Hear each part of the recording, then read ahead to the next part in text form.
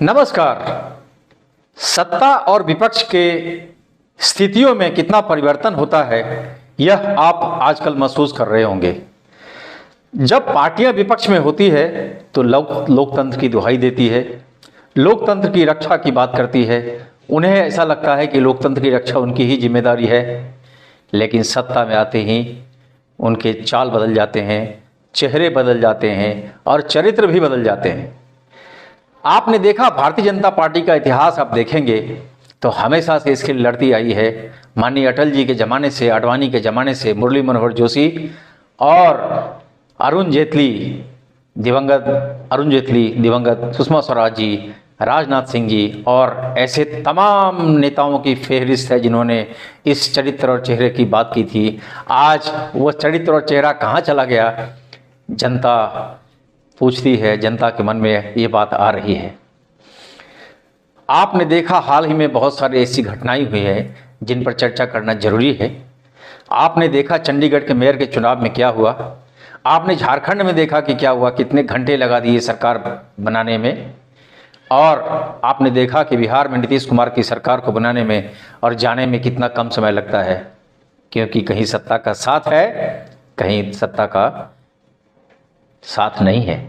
ये सब की चर्चा हम लोग करेंगे, लेकिन सबसे पहले राहुल गांधी की भारत जोड़ो न्याय यात्रा के बारे में बात करेंगे। लेकिन उसके पहले हम आपसे एक गुजारिश करना चाहेंगे कि आप अगर चाहते हैं कि आपके साथ हम हमेशा बने रहें तो मेरे चैनल को कृपया सब्सक्राइब कीजिए। सब्सक्राइब बटन को दबाने के बाद वहाँ एक बेल आइकन आएगा, बेल आइकन को दबाइए और बाएं साइड में उसके बाद एक ऑल एक शब्द आएगा, उसको आप दबाइए तो आप मेरे सब्सक्राइबर हो जाएंगे। उसके बाद हमें भी ताकत बढ़ेगी और YouTube को भी हमारी वीडियो को आप तक पहुंचाने में आसानी होगी। और मेरा पूरा विश्वास है आप ही हमारी ताकत हैं और हमें ज़रूर मदद करेंगे। जैसा मैंने कहा, राहुल गांधी की न्याय यात्रा, राहुल गांधी की भारत जोड़ो न्याय यात्रा जो मणिपुर से निकली है और वो बिहार होते हुए अब झारखंड में पहुंच चुकी है। बीच में उन पर कई व्यवधान उपस्थित किए गए। आपने देखा कि मणिपुर में एक जगह उनको परमिशन नहीं दिया गया, गुवाहाटी में आते आते उनको ये परमिशन नहीं दिया गया कि वो जनता के बीच में जा सकें। खैर, आसाम की जनता को यह लगा कि राहुल गांधी उनके मेहमान हैं, क्योंकि कई अन्य चैनल के इंटरव्यू में जनता ने कहा कि राहुल गांधी हमारे राज्य के मेहमान हैं और वो भारत के संविधान के हिसाब से उनको कहीं भी जाने का अधिकार है, उसी तरह से असम में भी आने का अधिकार है। हेमंता बिस्वा शर्मा की जो सरकार है जो उनको परमिशन नहीं दे रही है, वो सरासर गलत है। तो जनता को ये आभास हो चुका है। अब हेमंता बिस्वा शर्मा ने किस प्रकार से उसका विरोध किया तो वो जानते होंगे, लेकिन जनता के मन में एक उनके प्रति आशंका और शंका तो आ चुकी है। इसके बाद आप देखना चाहेंगे कि यह यात्रा जब पहुंची है बिहार तो किस प्रकार से उनका जनता ने भारी जन समर्थन किया है, और उस जनता की जन समर्थन को देखते हुए नीतीश कुमार और भारतीय जनता पार्टी के पैरों के तले जमीन खिसक चुकी है। और बड़े शातिर तरीके से प्लानिंग के तहत उसी समय में लालू प्रसाद यादव और तेजस्वी यादव को ईडी ने बुला लिया पूछताछ के लिए, और लालू प्रसाद यादव को 10 घंटे से ऊपर रखा गया। उनका एक किडनी फेल है और पूरा दिन को उनको रखा गया। खैर, कोई बात नहीं, ये सब चलते रहता है। उसके अगले ही दिन तेजस्वी यादव को बुलाया गया और उनसे भी पूछताछ की गई है ताकि वे राहुल गांधी की यह भारत जोड़ो न्याय यात्रा में शामिल ना हो सके। बहरहाल, राहुल गांधी की न्याय यात्रा जो है उसमें अपार जन समूह को देखकर मैंने पहले ही बताया कि बहुत सारे जो पॉलिटिकल पार्टी है उनके पैरों के तले की जमीन खिसक चुकी है। राहुल गांधी की यात्रा में ऐसा कई पत्रकार बताते हैं कि लगभग 10 लाख की पब्लिक जमा थी और उन्होंने राहुल गांधी का साथ दिया है। इसके बाद हम जाना चाहेंगे झारखंड।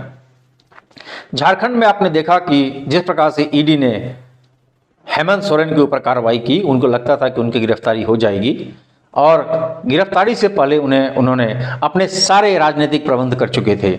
उन्होंने चंपई सोरेन की अध्यक्षता में, यानी चंपई सोरेन को विधायक दल का नेता चुनवा दिया था, और उन्होंने वो निर्णय करके गए थे कि चंपई सोरेन जो होंगे वो झारखंड के नए मुख्यमंत्री होंगे। लेकिन आपने देखा कि पीसी राधाकृष्णन जो वहाँ के गवर्नर हैं, उन्होंने किस प्रकार से उनको मुख्यमंत्री के रूप में शपथ दिलाने में देरी की। अब उनके ऊपर क्या दबाव था वो जानते होंगे, किसका इंस्ट्रक्शन था वो जानते होंगे, लेकिन आभास तो हम और आप भी कर सकते हैं कि किनका इंस्ट्रक्शन रहा होगा। ये भारतीय राजनीति के लिए बहुत ही मैं एक निजी स्तर की बात कहूँगा कि लोकतंत्र में आपको जनता के पास जाने का पूरा अधिकार है, लेकिन जनता के द्वारा चुने गए प्रतिनिधियों को तोड़कर अगर सरकार बनना चाहते हैं तो इससे नीचा स्तर और कोई नहीं हो सकता, चाहे कांग्रेस करे या आप करें, कोई भी पार्टी करे। हालांकि कांग्रेस ने भी पहले किया होगा, वो हो सकता है, लेकिन आप तो चाल, चरित्र और चेहरे वाली पार्टी अपने आप को कहते थे। मैंने बहुत सारे नेताओं के नाम गिनवाए हैं और वास्तव में उनका सम्मान अभी भी है। माननीय अटल बिहारी वाजपेयी के नाम पर शायद विपक्षी भी उनको बहुत सम्मान करते हैं, लेकिन आज की राजनीति में और अटल आडवाणी की राजनीति में बहुत ज़मीन आसमान का फर्क था। अब उनकी जो गिरफ्तारी हो चुकी है ईडी के तहत, उनके ईडी के मैं केस को बताना चाहूँगा कि 8.5 एकड़ ज़मीन का ये मामला है और यह केस 2009 में दर्ज हुआ है। आप देखते होंगे कि उन्होंने डिक्लेयर किया है कि ये सारा फर्जी मामला है। क्यों? क्योंकि रेवेन्यू डिपार्टमेंट में कहीं उनके नाम से एंट्री नहीं है कि उन्होंने टैक्सेस भरे हैं, या सबसे अचंभित करने वाली बात यह है कि जिनका वो ज़मीन है उनके पास भी वो ज़मीन है, उनके नाम से ही है। फिर ये किस प्रकार से मामला आया है तो अब ईडी बता सकता है या फिर कानूनी बात के निर्णय तक पता लगेगा। लेकिन जब इस गिरफ्तारी के मामले को लेकर कपिल सिब्बल जो उनके वकील हैं वो सुप्रीम कोर्ट जाते हैं आर्टिकल 32 के तहत। आप जानना चाहेंगे आर्टिकल 32 क्या है कि भारत के सभी नागरिक का ये फंडामेंटल अधिकार है कि आपके फंडामेंटल यानी मूलभूत अधिकार हैं आपके, कि आपको अगर लगता है कि आपके दूसरे मूलभूत अधिकार कहीं पर छीने जा रहे हैं तो आर्टिकल 32 के तहत आप सुप्रीम कोर्ट का दरवाज़ा खटखटा सकते हैं और आप उनसे गुजारिश कर सकते हैं कि इस पर आप फैसला दें। आर्टिकल 32 ऐसा वो कह सकते हैं, सुप्रीम कोर्ट ने कहा कि आप जाइए हाई कोर्ट, यहाँ आपकी सुनवाई नहीं होगी।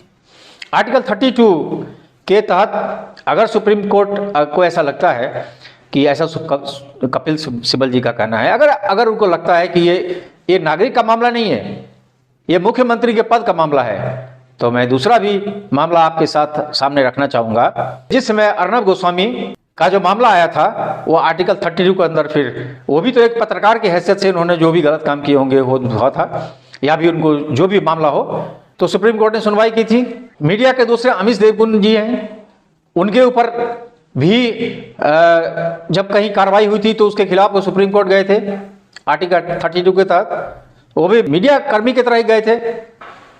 ईडी के लोग गए थे राजस्थान में जब अरेस्ट हुए थे, तो कम से कम 100 उदाहरण हैं जो कि सिर्फ इंडिविजुअल यानी नागरिक की तरह नहीं गए हैं सुप्रीम कोर्ट आर्टिकल 32 में, वे किसी न किसी पद पर थे इसलिए गए हैं और उनकी सुनवाई हुई है। लेकिन ये एक स्पेशल केस कैसे बन गया जो कि सुप्रीम कोर्ट ने सीधे उनको कहा कि आप हाई कोर्ट जाइए?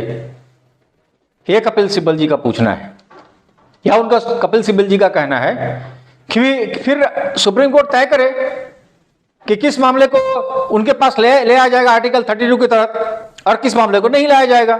ये उन्होंने आग्रह किया है, आग्रह वाजिब है, कोई गलत नहीं है। ये पूरा का पूरा मामला ऐसा लगता है कि फर्जी तरह से ईडी ने बनाया है।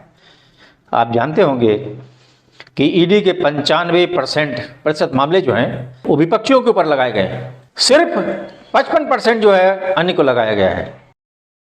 कांग्रेस के ज़माने में भी ऐसा हुआ था, जबकि 55% सिर्फ विपक्षियों के ऊपर था और बाकी अन्य के ऊपर था। यह मामला तो उल्टा है। इसका मतलब ईडी का इस्तेमाल अपने सरकार बनाने और बिगाड़ने के लिए हो रहा है। हेमंता विश्व शर्मा क्या कर रहे हैं आप देख लीजिए, उन पर क्या क्या आरोप हैं। खैर वो वॉशिंग मशीन में है, उसे बाहर नहीं निकले धुल के। न जाने ऐसे कैसे कितने नेता हैं, आप नारायण राणे की बात करते होंगे और बहुत सारे ऐसे अनगिनत नेता हैं जिन पर ईडी का केस था और भारतीय जनता पार्टी में जाने के बाद ही या फिर उनका समर्थक होने के बाद ही, महाराष्ट्र में शिंदे जी हैं, बिहार में कई और नेता निकलेंगे, उनके ऊपर कोई ईडी की कार्रवाई नहीं होगी क्योंकि वो भारतीय जनता पार्टी के साथ हो चुके हैं, उनकी सरकार को मदद कर रहे हैं। न जाने नीतीश कुमार जी के ऊपर भी कोई सुन रहा हूं कि सीडी वीडी का मामला है। खैर जो भी हो, मल्लिकार्जुन खड़गे ने कहा था हाल ही में उड़ीसा में अपने पार्टी के कार्यकर्ताओं को संबोधित करते हुए कि 2024 का चुनाव जो होगा भारत में अंतिम चुनाव होगा, इसके बाद चुनाव नहीं होगा, इसलिए आपको लड़ना है, भारत के संविधान के लिए लड़ना है, उसकी रक्षा के लिए लड़ना है। मैं नहीं मानता हूं कि भारत का संविधान और लोकतंत्र इतना कमजोर है। भारत का लोकतंत्र बहुत मजबूत है, लेकिन आज की जो परिस्थिति है उसमें मल्लिकार्जुन खड़गे का जो बोलना है वो थोड़ा थोड़ा शंका तो पैदा करता है। जिस प्रकार से आपने देखा कि चंडीगढ़ के चुनाव में इन्होंने क्या किया, चंडीगढ़ में स्पष्ट रूप से इंडिया अलायंस यानी आम आदमी पार्टी और कांग्रेस के पास 20 वोट थे, भारतीय जनता पार्टी उनके समर्थकों के पास सिर्फ 16 वोट थे।